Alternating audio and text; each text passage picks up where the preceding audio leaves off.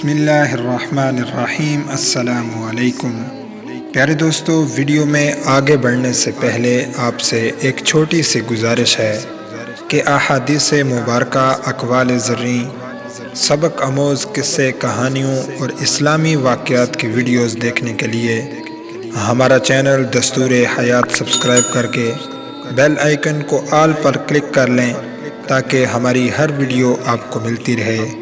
پیارے دوستو، بڑھتے ہیں آج کی پیاری سی ویڈیو کی طرف۔ کہتے ہیں کہ ایک شخص بہت ہی زیادہ اچھے اخلاق اور نیک سیرت کا مالک تھا۔ وہ برے لوگوں کو بھی اچھا سمجھتا تھا، کیونکہ اپنی نیک فطرت کی وجہ سے اس کی نظر ان لوگوں کے عیبوں پر نہیں جاتی تھی۔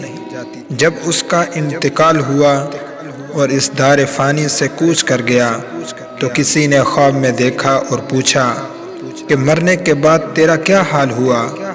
اس نے ہنستے ہوئے جواب دیا کہ الحمدللہ مجھ پر کوئی سختی نہیں کی گئی، میرے ساتھ رحم کا معاملہ کیا گیا، کیونکہ میں نے بھی کبھی کسی کے ساتھ سختی نہیں کی تھی۔